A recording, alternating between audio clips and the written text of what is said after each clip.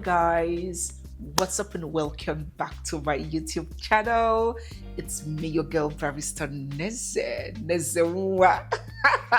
NEZE Peperempe, back at your faces like I never left. And this is NEZE Peperempe. How are you guys doing? Compliments of the season. Welcome to December. Guys, buying a home abroad is no child's play. It's not like buying it anywhere is child's play, but abroad, oh my god, if you know, you know. First, it is physically draining. The whole going up and down with a realtor, trying to find the home, the house of your dreams, a house that fits your family dynamics, a house that aligns with the children's school or maybe your office route or something like that. So checking one showroom after the other. It is physically draining. Then again, it is mentally tasking. The whole process of the mortgage, trying to understand this new system. There's so many things that will confuse you. You know, you've never done this kind of thing before. So there's so many terminologies that you have to equip yourself with, so many new things that you didn't know before that you have to be enlightened about. So it can be mentally challenging. And the elephant in the room, it is financially draining as well. So yes, buying a house abroad is indeed capital intensive. But when people talk about, or when people think about the money that they're going to spend in the process of getting their home, the major focus is primarily on the down payment, the equity contribution. That is the part of the cost of the house that you have to contribute in the financing, right? And I understand why so many people are very, focused on that one, because most times it's usually the biggest expense that you have to bear and the most important, because without that one, you cannot even get the house, unlike the rest that you can just wing and, manage here and there. But there are still so many other expenses that you would have to incur after you buy the home to get it in form and to have it compliant. Many intending buyers overlook it and do not put it into account when they are budgeting. So in today's video, I'm going to be piecing together all of these other expenses that you're going to incur after you have bought the home that you should take note of and be ready for. First on my list is the cost of moving. The moving costs. Guys, moving is very expensive and so many people do not factor the cost of moving. We now, as a big family, as a family of 6, the Ngwongwo and Ngbongwo that we have. Me alone, my own Ngwongwo can fill up one U-Haul truck. So you can imagine a big family of 6, everything we have, the beds, furniture, treadmill. I can't even begin to mention the amount of ngwongwo that we have. It is not a matter of, you can just do it by yourself. People like us need movers. And even those that have smaller families, when you are living in a space, you might think that, you don't really have much, or it's not just to pick this, pick the deep freezer, pick it. But when you are moving, when you're in the process of moving, that's when you understand that even as a family of 4, even with 2 children, you'll be wondering, where did all these things come from? Where did all this load come from? So most times you might need assistance to move, okay? And not to talk about us, that we had already moved pretty much. You guys know the story. Many of you do. We have already moved like how many times? 1, 2, 3, 4, 5, 6. We had already moved like 6 times. So we were not even ready to start that carrying things by ourselves again. My husband already started work. I myself was already mentally fatigued. I just couldn't do it again. So we had to get the services of a moving company. And we got quotes ranging from about $5,000 to a whooping $7,000. Look at this quote I'm flashing on the screen, for example. It's almost $6,000 to move. It's not like we're moving from, I don't want to talk about the move from Calgary to Edmonton. I'm talking about moving from one place in Edmonton to the other. And it's not even a distance. It's like about 5 minutes of difference, 5 minutes drive or less, where we're living before to where we moved to. And we're getting quotes of almost $6,000 because these guys will come to the house, they will go around, check what you have, check your furniture, check your freezer, everything, and they will now draw a quote and send to you. So we reached out to 1 or 2 companies and the quotes, oh my God, they were very expensive. So please, when you're in the process of trying to move or buying a new house, you need to factor the cost of moving from the old place to the new place. Let me quickly chip this in here just in case you guys didn't come across the last video where I spoke about this amazing guy. Oh my God, there is this amazing realtor, the best realtor in the whole of Alberta. Yes, I said so myself. Guys, if you are looking at buying, you want to buy, you want to sell your house in Alberta, be it Calgary, Edmonton, wherever you are in Alberta, or if you're even outside the province of Alberta and you want to move to Alberta, you don't even need to be there. This guy is so good that he would help you buy the house even in your absence. I cannot begin to mention all the mistakes that having this guy at our corner when we're buying our house helps us to avert. He is so patient, he's so professional, he's so knowledgeable and grounded with the terrain. He will hold you by the hand and he would ensure that you get the house that you will be happy getting. So I'm flashing his name and number right now on the screen. Contact him, send his contacts to your family, your relatives, whoever wants to buy a house anywhere and everywhere within the province of Alberta. He is your guy. He is a realtor, not a mortgage broker, but you can still discuss with him. He can even help you connect with a mortgage broker. Everything House. Mr. Chris is your guy. So the next expense that you would incur after you have purchased your property is the cost of cleaning services. Before you move into a new house, it is highly recommended that you do some real deep cleaning, some professional cleaning. Yes, the house would not be a mess, the builder will do some basic cleaning, but the basic cleaning that the builder will do would just be good enough to have the keys handed over to you. It might not be impeccable enough to have your kids say sit down on the floor or pick something from the floor and put it in their mouth. When you have a toddler, you don't expect that kind of impeccability with the cleaning. It's just going to be a rough cleaning. So you still have the dust from construction. You might have dirty vents, silicone residue, the cabinets. You might still see that it's not completely okay for you to move in with your family. So it's highly recommended, and we did it.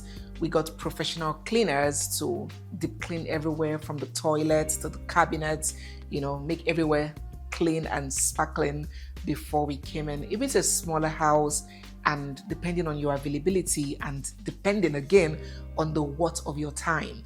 Abroad, everything abroad is what is the worth of your time. If I spend 3 hours doing this cleaning and I can make, say, $1,000 in 3 hours, it now becomes a foolish engagement for you to trade the cost of $1,000 for a service that you can sublet at maybe $200 to have done. So everything is about using your brain. What is the worth of my time? If you have availability and you can do it yourself, considering this cost of your time I just explained, of course you can. But if you have better and more engaging things to do, then it's better to just delegate to a company that can come and clean it. So I use this cleaning service, and typically such services will cost around $250 to $300. So the next expense that you would incur when you buy a home in Canada is the cost of the appliances. Hold up, I will explain.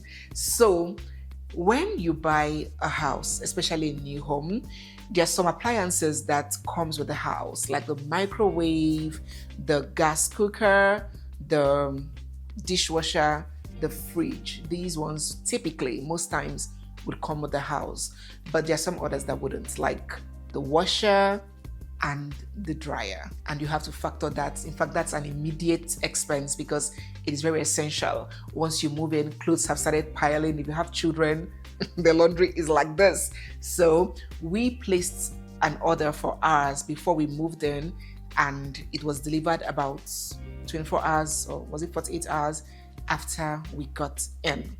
To get a washer and a dryer, you should budget about $2,500. Well, it depends on the size. We are plenty, so everything big. I can now see why people don't like to born plenty children sometimes. Because the more children you have, the more the expenses, the more the bills, the more the commitments, the more the stress, because there's no help. So the more help that will be taken from you, right? But we are so happy. In fact, we will want more children. I've always wanted so many children.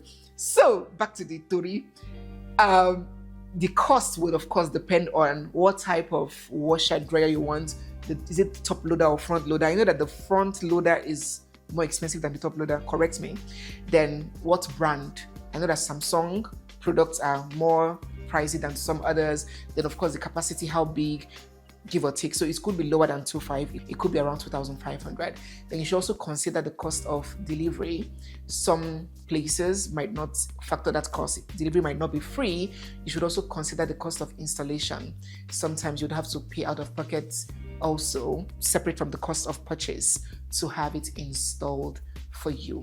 So cost of appliances, take notes. Next cost that comes after you have purchased your home in Canada is the cost of curtains and window blinds. Do you know, I didn't even think about this one when we're buying the house. I don't even know why it escaped me. Ladies and gentlemen, new homes, brand new homes, will not come with blinds, window blinds and curtains. I know how these houses are here. You're just going to make yourself a show home for all the neighbors because the windows are big. Everybody will be peeping at you and looking at you from the outside. So it's also an immediate, stuff that you have to do. In fact, before you move in, once you start finalizing the whole thing, once they have handed the keys over to you, closing has happened, please contact the windows and blinds company to come and start, negotiating, taking measurements and all of that. It is very important. Now, how we did ours was we're just moving in when the guy was coming to take measurements, but he provided us with some kind of temporal coverage. It's like paper form. So he covered everywhere for us with paper, while it took him about 1 month because he imported the materials from China. So it took about 1 month or even more before the blinds and the curtains came. And it's not cheap. It's not that cheap, right? It can cost between $3,000 and $6,000. It could even be more depending on the effigy. There's some now. There's even AI curtain. You can do like this, curtain will close. You can press one thing, blinds will open, right? So there are different grades and different effigy depending on what you want and depending on how big the house is, right? The bigger the house, the more windows, the more places that needs covering. So I always suggest that you get plenty of quotes. That's how I operate. Whatever I want to do, I would get plenty of quotes. I don't just get one quote and move with it, right? I'll get plenty of quotes and compare and contrast. So we got a really good deal. The guy was an Asian guy. He was really good. He provided us with some temporal coverage, as I mentioned. And after about 6 weeks, he came and installed the blinds. We have curtains in some rooms. The rest of the house, blinds and beautiful. Some people put curtains in their living room depending on your preference and your choice. Let me chip this one here. Guys, I know many of you want to create content, want to put your business, yourself out there, but you don't know how to start, what to do. The truth is that any business now that is not online, that is not, aiming for visibility on the internet, I don't think that business is ready. It's not ready. Even CEOs of multinationals and 5-star businesses, their CEOs are coming online. The digital team, what do they call the marketing team, bring camera to the CEO's office and say, boss, you need to do some kind of challenge. This is what is going on TikTok. And the CEO is like, what the hell? Has it gotten to this? Do I need to dance now for this company to make profits? So what I'm trying to say is that every business now needs to be online. So that's what I want to introduce to you guys, a company called SurePlug. They are really a SurePlug. So if you want business, online visibility, online presence, you want to edit videos, but you don't have time. You need someone to edit it for you, post it for you, handle your socials, website designing, reputation management, everything online. They are the baba, they are the cocoa. So reach out to them. Their number, email, everything is flashing on the screen right now. Reach out to them, and they're very affordable as well. So I believe you have a very good experience with them. Do your due diligence. They're on YouTube, I believe. Are they on YouTube? I know that they're on Instagram for sure. Check their social media handles, do your due diligence, and I wish you all the best. This is 2026 that is just in front of us. So this is time to make those decisions. If you want to put yourself out there, stop procrastinating, stop delaying. There are services that can help you without having to eat into your work time or your family time. And that's what these people do. So all the best. So the next expense that you're going to incur after you have bought your home in Canada is the cost of landscaping. Expenses, oti poju. Ha! It is not easy, man. If you have family members abroad, please support them, pray for them. Don't overbill them. Don't think that they're just enjoying here. It is not easy for so many people here. You're trying to meet up with these bills and expenses. But God is our muscle. God is our strength. So the next expense that you're going to incur, that you have to be prepared for, budget for, is the cost of landscaping. So if you go around Canada, you see everywhere is fine, the flowers, grasses, plants, and you're wondering, these people like plants though? It's not really because everybody likes plants, so it is mandatory. It's a mandatory and compulsory thing to do when you buy a home. If the government had made it optional, some places would be fine, some places will not be fine. So to make it uniform and ensure that everywhere is beautiful and appealing, it is compulsory to do your landscaping, and it is compulsory to do it within a time frame. So as I mentioned in one vlog, a vlog that came before this video, I said that the builder that we bought the house from, because we bought directly from a builder, it's a brand new home, so we didn't buy from an old occupant, we bought straight up from the builder. He had in the contract that we're going to deposit $3,000, or was it $4,000 somewhere, and if we do not do our landscaping within that time frame, we're going to forfeit the money. So I'm sure the city has put some responsibility on him to ensure that the landscaping is done. So the only way to have us responsible, to hold our hand and ensure that we do it on time, was to put that clause in the purchase agreement. So we had that deposit with the builder to have our landscape done within, was it 3 to 4 months after we moved in, and we signed. So the cost of landscaping can range between $4,000 to $7,000. It may even be more, but that is the range that we got when we went asking for quotes, right? There are some landscaping styles that are more expensive, like some people want stones, some people want different things put, some people want a mixture of grass and stones. Like we did a mixture of stones and grasses, and stones are a little bit more expensive than if you just have grasses all over, but the stones are more beautiful, right? So depending on what you want to do, but this is the price range, and there are specifications. You cannot just plant anything or put anything. I think it is 2 trees and 5 shrubs, that's smaller plants, or is it 1 tree and 5 shrubs? I can't quite remember, but the city will give you specifications, the measurements, how tall they should be, how many they should be, and you have to stick with the specifications because they'll come for inspection. When you do the rough grading, the city of Edmonton or the city of wherever you stay will come and inspect and ensure that you did the right thing. When you lay your grasses, they will come and inspect again and ensure that the grasses are alive, they are not dead. So if you do not do the right thing, if you do not stick with the city specifications, you're not going to pass inspection. And if you do not pass inspection, you're not going to get the final certificate, because it's that final certificate that you present to the builder that, oh, the city has cleared us, before he reimburses you. So everything here is so organized, everything here is so inspection is so coordinated. So yes, that's another expense that you have to budget for. We just did ours some months back, and be ready. The next expense that you are definitely going to incur after purchasing a home in Canada, or should I even say anywhere, but most especially here, is the cost of furnishing.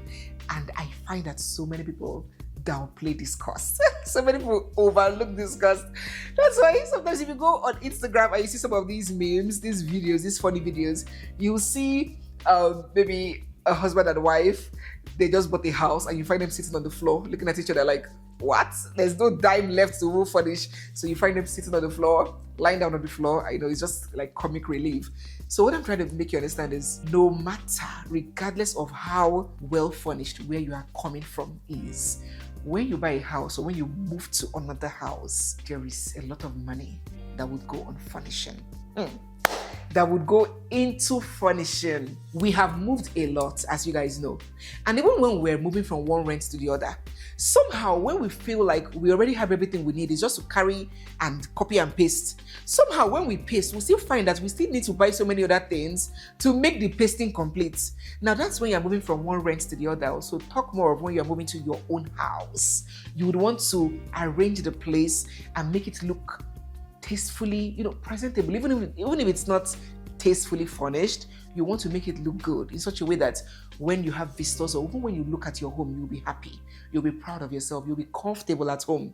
Furnishing is expensive. Are we going to talk about sofa, buying original leather sofa? We don't go and buy leather that, tomorrow it will start peeling. It's just be penny wise and pound foolish. You want to buy good quality leather sofas, new televisions. Perhaps you have more rooms. You need new furniture, mattresses, beds, cabinets and drawers, beddings, towels, artwork, because you have to, design the place now. Decor, several things that you need to buy in the house to make it look okay and habitable. So furnishing is something. The beautiful part about furnishing is you're not under pressure, like the landscaping or the curtains or appliances, that those ones are urgent. For furnishing, you can be doing as your power reach, small, starting from the most important to the least important, right? It's your home. Nobody's putting you under pressure. So you can do little by little until you get your house to your taste. So yeah, the cost of furnishing, oh my God, I don't want to scare people, but if I say $10,000, because how much is one big television? Then rug, dining sets, I can't even begin to mention. There is so much they're going to buy. But as I said, that can be bought little by little, right? According to your capacity. But it could cost $10,000 and above. The next expense that you will incur and you have to be prepared for is the cost of your patio area and fencing.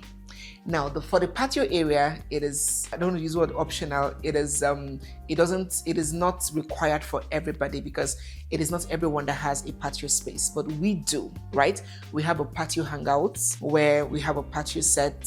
We can grill, barbecue, and sit outside.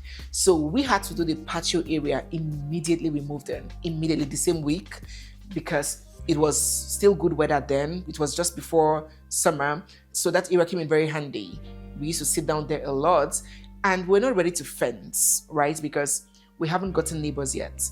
We wanted to settle in, get neighbors, and arrange for the fencing with the neighbors that we're sharing left and right with. So we're not in a hurry to fence, and we needed some kind of covering. We also have little children. We have a toddler. So we couldn't have just left that place open because accidents. So it was a necessity for us. We had to have that place covered. And to have that patio area done, you should be looking at between $4,000 to $6,000.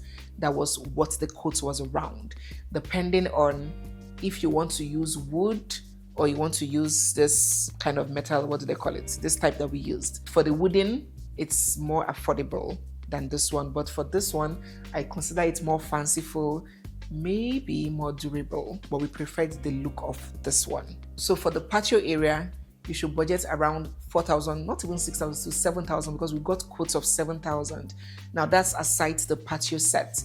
Luckily for me, I didn't buy patio sets. There was a brand that I worked with and they sent me free patio set. But if you want to add the cost of the patio set, then you should be looking around, I don't know how much again, maybe $500 to $1,000. I'm not sure. You can check online by yourself. Yeah, so that's what you should budget for that. Then for the fencing, we have not really gone out to ask for the price of fencing, but if just this small patio can cost us what it cost us, as I said, between $4,000 to $7,000, then I do not expect the fence to be cheaper than that. So fencing can be above $7,000. I'm not sure. Let me know down in the comment section. If you bought a house in Canada, what it costs you to have it fenced. It's not negotiable. You need to fence because, of course, you have a backyard, you have your yard, kids can go out and play. You also need your privacy, right? You can't just have your backyard open. So fencing is a compulsory thing that you have to do. So yes, you need to factor the cost of the patio area if you have one and the fencing of your property. The next expense. Expenses don't they finish. Wahala don't they finish. Oh my God. It is well. Oh, God is our muscle. Anyways, the next expense that you need to factor after you buy your house is the cost of property tax. It's not like back home that when you buy your house is yours. I know that illegally there's what they call ground rent that the government is supposed to be collecting, but it's not really operational in so many parts of Nigeria. But abroad, this ground rent, which they call property tax, is compulsory, it's functioning, right? So the property tax is the tax that you pay to the government for owning a property in the country, and it is paid every year. It can be paid in bulk annually, or it can be split monthly depending on your preference, and shall I say your province. It may vary province by province, but yeah, the property tax is about 1.01391%, just say 1.03% of the assessed value of the property. So if your property is valued at, let me say, $750,000, which is a moderate expected cost of a 4-bedroom family home with a double attached garage, now in Edmonton, then you should be looking at about $7,500 every year in property tax, or even $7,600 because it's 1.03%, so it's above 1%, right? So the property tax for a house valued at $750,000 is $7,600 that you have to pay every year to the government. Don't worry, in a subsequent video, I'm gonna do the pros and the cons of buying vis-a-vis renting a property in Canada. So this is one disadvantage you're saying. As a tenant, you don't pay property tax, right? But there's still so many advantages. We're gonna do that video. It's going to be very enlightening, right? Good. So immediately we moved in. Oh my God. The city welcomed us with one hot slap of property tax that we had to pay ASAP. As I mentioned, there is the option of paying monthly, but because the monthly bills are already too many, there is already so much monthly bills, talking about internet, utilities, insurance of the car, insurance of the home, daycare. There are so many things that you are paying every month. So most people, if they can afford it, they will just pay that property tax one-off and know that they've gotten it over with. So depending on your capacity, as I keep saying, your capabilities, right? But you should have that expectation that the property tax would come by when you get your new home. The next expense that you would have to incur is the cost of, should I call it, safety and security. First and foremost, the entrance doors. This one I didn't even think of, is my husband. Men sometimes, men sometimes they can think about all this safety. That's why they say they are the protectors. So we hail all our kings, all our odogus. God bless you guys. So don't forget that the door, before you moved in, so many people had access to it.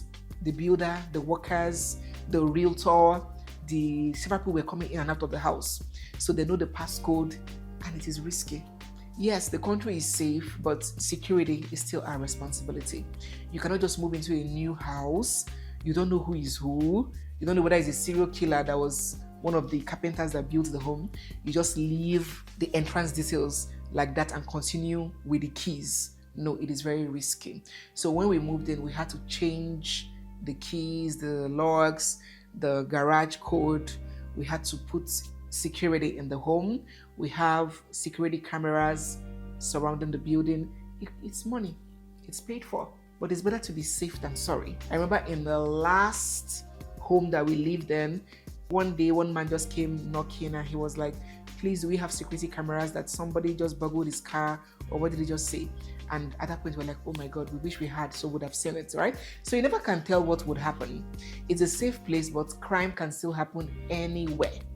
So in order to have some kind of protection, we put security cameras everywhere. We changed our locks when we bought the house, and this is also an expense. We even paid for the company, the internet and security company that transferred our internet from the former place. It's supposed to be free if you do a transfer once, but because we've moved severally. In the course of 1 year, we moved 3 times. So we had exhausted the free installation. So we had to pay for the internet company that came to disconnect our Wi-Fi from the old house and installed it in the new house. All of these things, pay. Number 10, the last but definitely not the least expense that you're going to incur when you buy a new home is the cost of developing the basement. Most new homes in Canada do not come with developed basements. So the basement will just be empty. It has not been worked on at all. It's not like a home. It's not habitable, right? So most homes, maybe if it's a home that someone has lived in before, like when we're hunting for homes, we saw homes that people were living in and the owners of the home wanted to sell, but we ended up not buying a second-hand home. We ended up buying brand new. So if it's those kinds of homes, you might find that the basement is developed good for you, right? But if it's a brand new home you're buying from the builder, the chances that you're going to find a developed basement is very slim. You will have to develop it yourself, right? Maybe you want to start generating income from it. That's a space, right? It can turn to a revenue generator. You might want to use the basement for rent. You might want to use the basement for Airbnb. You might want to, maybe you have grown-up children. Instead of them going to start renting houses and just going away, you might want to develop the basement and make it a comfortable place for them where they can have their privacy, do their work, but the family is still together. So there are several reasons why you might want to develop your basement and develop it fast. Developing basement is not child's play. It is not a small project.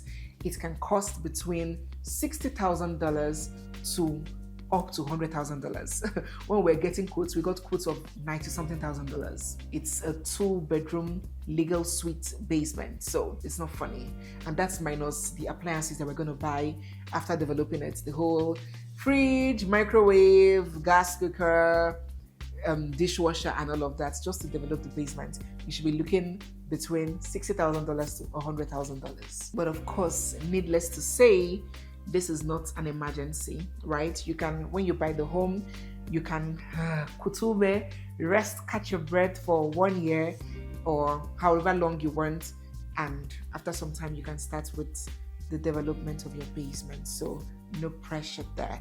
It just depends on you, what you want, and of course what you have. Ego kudi. So guys, yes, these are the top 10. There's so many other expenses, though. I just want to stop at 10 points. These are my top 10 things, top 10 expenses that you need to incur or you will incur when you just buy a property, a home in Canada. So as you are preparing to buy, God's grace upon you, have these items in mind, that there are still so many other things that you need money for. Small, dear, jejely, you will have it done by the special grace of God. So guys, we're going to bring this video to an end here. Drop down in the comment section what your experience is like if you bought a home. What did I miss? What did I forget to mention? Drop down below. Don't forget Mr. Chris that I mentioned to you. Don't even sleep on that one. That one is not an advert. I'm telling you from the goodness of my heart what I enjoyed by having Mr. Chris as my realtor. Oh my God. Words cannot express how blessed we were to have him be the one to help us find this home. Also, don't forget the company I brought to us, our shop blog.